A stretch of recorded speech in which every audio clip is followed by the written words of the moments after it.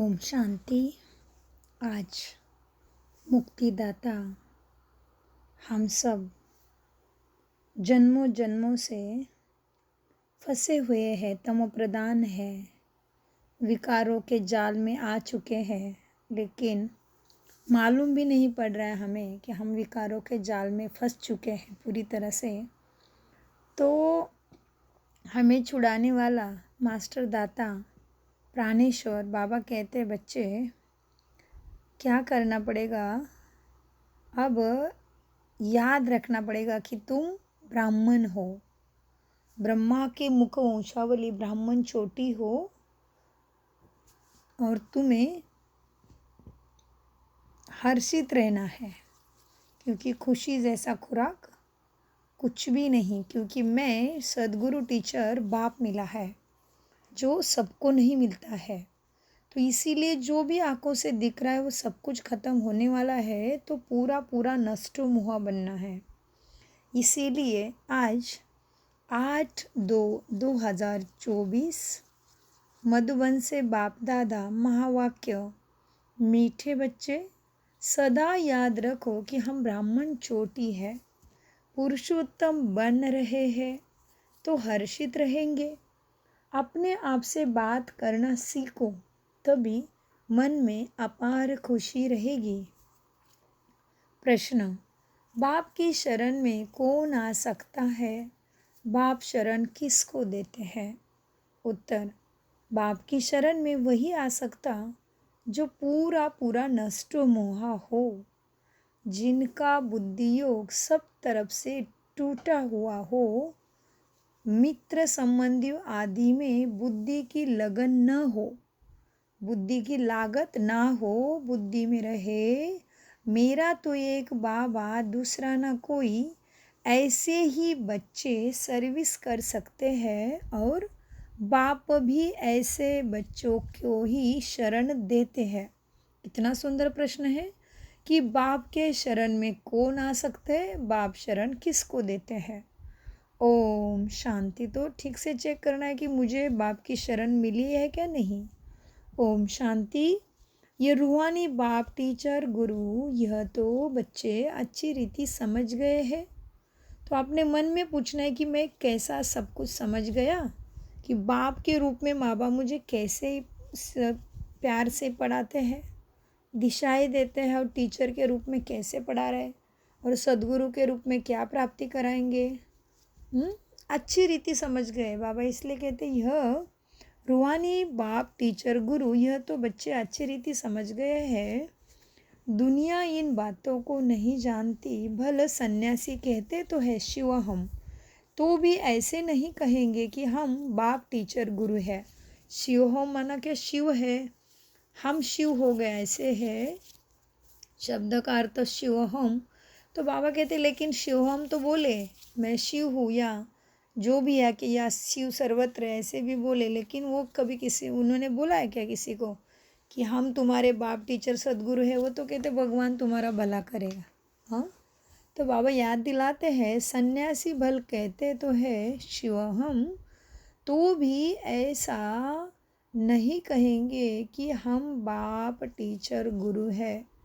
वह सिर्फ कहता है स्वहा शिवोहम तत्त्वम, परमात्मा सर्वव्यापी है तो हर एक बाप टीचर गुरु हो जाए।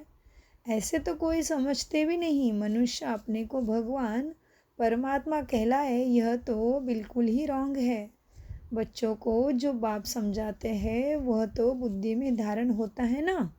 उस पढ़ाई में कितने सब्जेक्ट होती है, ऐसे नहीं, सब सब्जेक्ट स्टूडेंट की बुद्धि में रहती है। यहाँ जो बाप पढ़ाते हैं वह 1 सेकंड में बच्चों के बुद्धि में आ जाता है।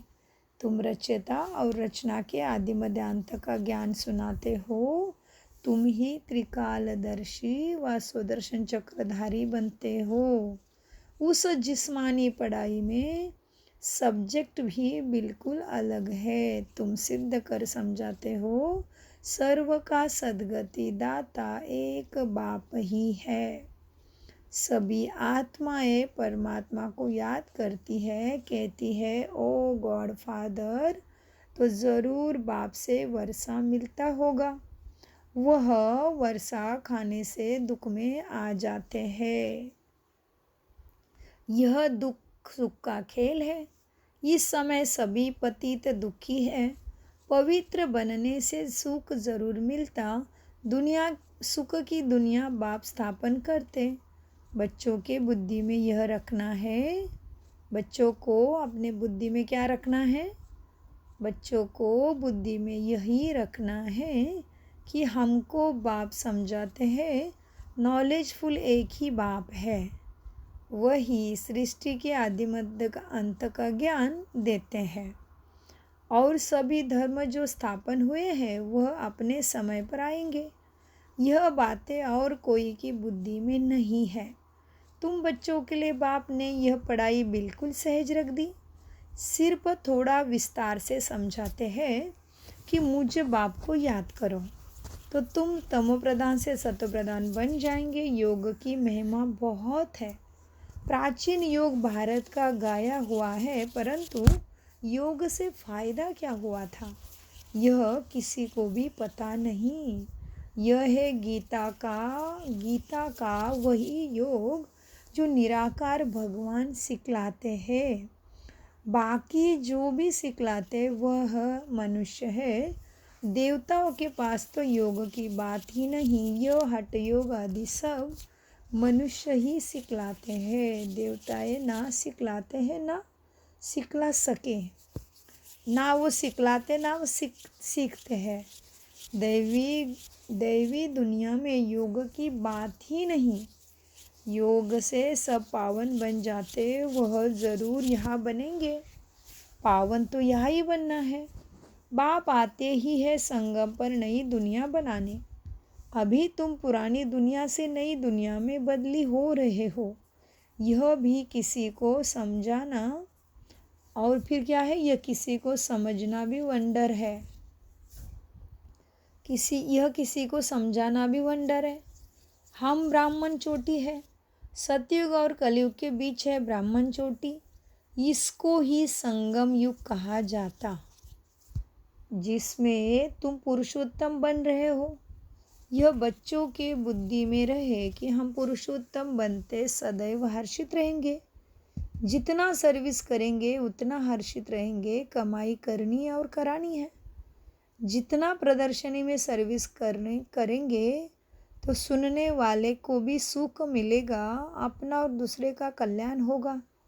छोटे सेंटर पर भी मुख्य 5-6 चित्र ज़रूर चाहिए। उन पर समझाना सहज है। सारा दिन सर्विस ही सर्विस है। मित्र संबंधियों तरफ कोई भी लागत नहीं होनी चाहिए। जो इन आँखों से देखते रहे, बाबा क्या कहते, जो इन आँखों से देख रहे हो उन सबका विनाश होना है।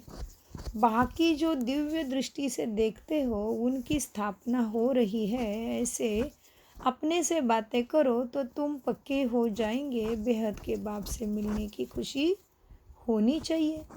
कोई राजा के पास जन्म लेता है तो कितना फक्र में रहता है।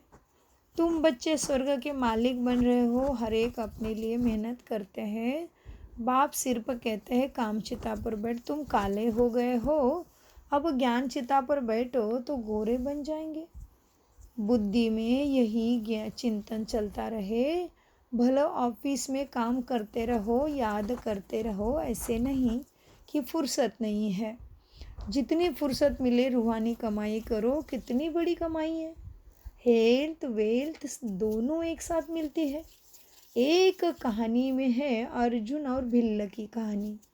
ऐसे गृहस्थ व्यवहार में रहकर ज्ञान योग में अंदर वालों से भी तीखे जा सकते हो। तुम गृहस्थी वालों, सारा मदार याद पर है। यहाँ सब बैठ जाएंगे तो सर्विस कैसे करेंगे। यहाँ आके ज्ञान की रिफ्रेशमेंट लेकर फिर सर्विस में लग जाना है। सर्विस का ख्याल रखना चाहिए। बाबा प्रदर्शनी में जा नहीं सके। फिर बाबा कहते बाबा तो प्रदर्शनी में नहीं जा सके क्योंकि बाप दादा दोनों इकट्ठे हैं ना। बाबा की आत्मा और इनकी आत्मा इकट्ठी है। किसकी आत्मा इकट्ठी है? शिव बाबा और ब्रह्मा बाबा। तो बाबा कहते बाबा तो सर्विस पे नहीं जाएंगे, प्रदर्शनी के बच्चों को भेजेंगे, क्योंकि बाबा की आत्मा और इनकी आत्मा इकट्ठी है। यह वंडरफुल युगल है, जोड़ी युगल। ब्रह्मा बाबा और शिव बाबा कैसे वंडरफुल युगल है। इस युगल को तुम बच्चे के सिवाय कोई न जाने, अपने को युगल भी समझते हैं, फिर भी कहते हैं मैं एक ही शिव बाबा का सिकिलदा बच्चा हूँ। इस लक्ष्मी नारायण के चित्र को देखकर बहुत खुशी होती है। हमारा दूसरा जन्म यह है, हम गद्दी पर ज़रूर बैठेंगे। तुम भी राजयोग सीख रहे हो ना, तो एम ऑब्जेक्ट सामने खड़ी है। क्या बनना है एम ऑब्जेक्ट में? नर से नारायण, नारी से श्री लक्ष्मी, है ना। तो बाबा कहते एम ऑब्जेक्ट सामने खड़ी है, इतनी तो खुशी है कि मैं बाबा का सिकिलदा बच्चा हूँ। बाबा क्या कहते हैं? ब्रह्मा बाबा क्या कहते हैं? इनको तो इन्हें तो खुशी है कि मैं बाबा का सिकिलदा बच्चा हूँ, फिर भी सदैव याद ठहरती नहीं। और तरफ ख्यालात चलते जाते हैं। ब्रह्मा बाबा बता रहे अपना अनुभव, फिर भी सदैव याद ठहरती नहीं, और तरफ ख्यालात चले जाते हैं। ड्रामा का लॉ नहीं जो एकदम याद ठहर जाए और कोई ख्याल भी ना आए। माया के तूफान याद नहीं करने देते। जानता हूँ कि हमारे लिए बहुत सहज है, क्योंकि बाबा की प्रवेशता है हमारे में। किसमें? ब्रह्मा में।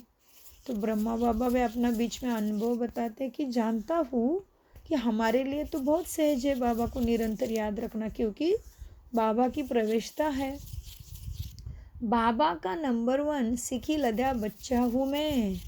पहले नंबर में राजकुमार बनूंगा। ये ब्रह्मा बाबा बता रहे अपना चिंतन। क्या कहते हैं ब्रह्मा बाबा? बाबा का नंबर 1 सिकिलदा बच्चा हूँ। सिकिलदा माना ऐसे पूरा जो बाप ने पढ़ा है वो सीख लिया, उसने समझ लिया, धारण किया, माना सिकिलदा। बाबा का नंबर 1 सिकिलदा बच्चा हूँ, पहले नंबर में राजकुमार बनूंगा। फिर भी बाप को याद भूल जाती है। अनेक प्रकार के ख्यालात आते जाते हैं, ये माया है। जब इस बाबा को अनुभव हो तब तो तुम बच्चों को समझा सके। यह ख्यालात बंद तब होंगे जब कर्मातीत अवस्था होगी। आत्मा संपूर्ण बन जाए फिर तो यह शरीर रह न सके। शिव बाबा तो सदैव प्योर ही प्योर है। पतित दुनिया और पतित शरीर में आकर पावन बनाने का पाठ भी उनका है। ड्रामा में शिव बाबा भी बंधायमान है। तुम पावन बन गए हो तो फिर नया शरीर चाहिए। तो पावन बन गए तो क्या चाहिए? नया शरीर। शिव बाबा को अपना शरीर तो है नहीं। इस तन में इस आत्मा का महत्व है। उनका रखा क्या है? वह तो मुरली। बाबा कहते शिव बाबा को क्या रखा है? क्या रखा है इधर शरीर में? उनका रखा क्या है? वह तो मुरली चलाकर चले जाते हैं। वह तो फ्री है शिव बाबा। कभी भी कहाँ चले जाएंगे। कभी कहाँ शिव बाबा चले जाएंगे। बच्चों को भी फील होता है कि यह शिव बाबा मुरली चला रहा है। तुम बच्चे समझते हो हम बाप को मदद करने के लिए इस गॉडली सर्विस पर खड़े हैं। तो चेक करना है कि हम गॉडली सर्विस पर खड़े हैं क्या। हाँ, वाणी द्वारा नहीं, स्थूल में नहीं, लेकिन मनसा तो कंटिन्यू। बाबा ने कहा मनसा की सेवा से विश्व परिवर्तन के कार्य में सहभागी बन के ऊंचा पद पाना है।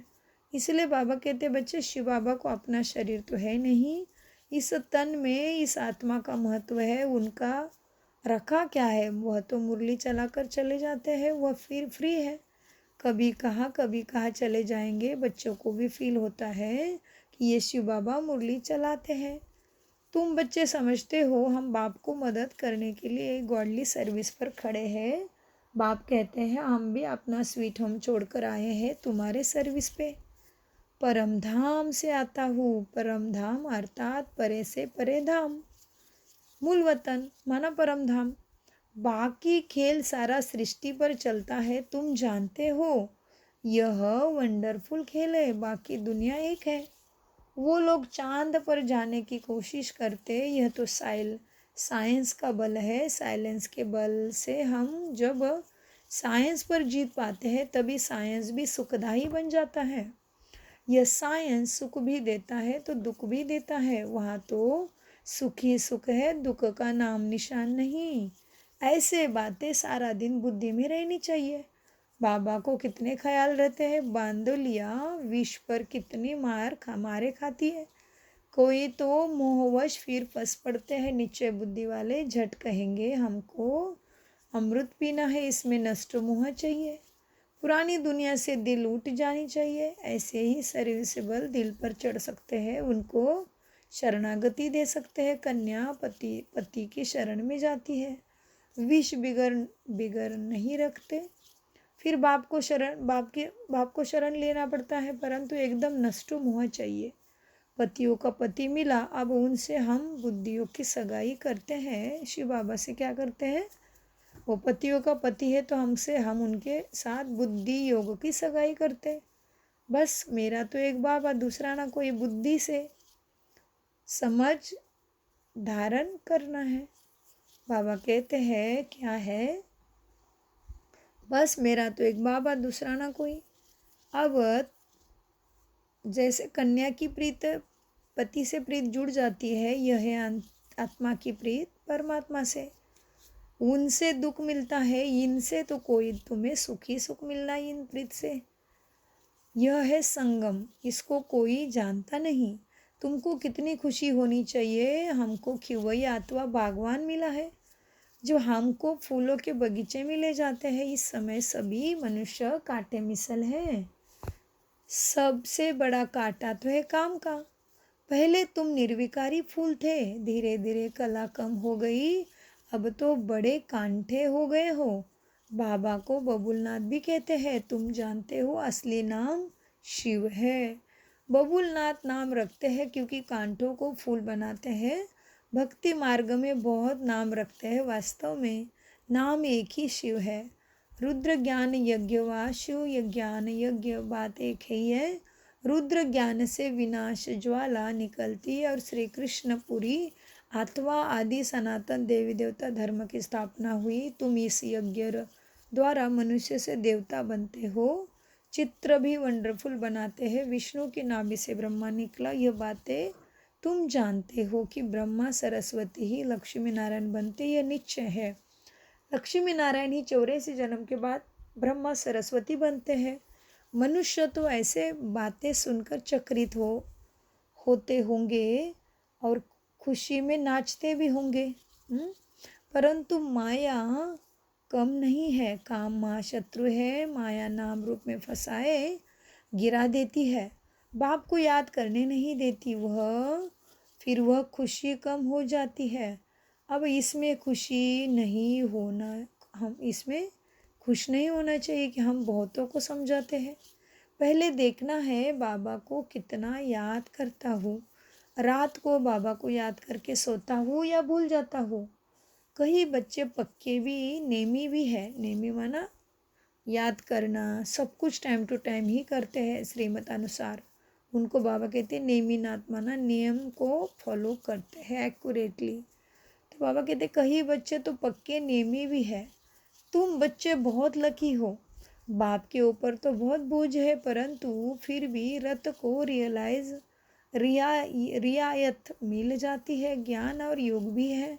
इसके बिगड़ लक्ष्मी नारायण पद कैसे पाएंगे? खुशी तो रहती है। हम अकेला बाप का बच्चा हूँ और फिर मेरे ढेर बच्चे हैं, ये नशा भी रहता है तो माया भी विघ्न डालती है।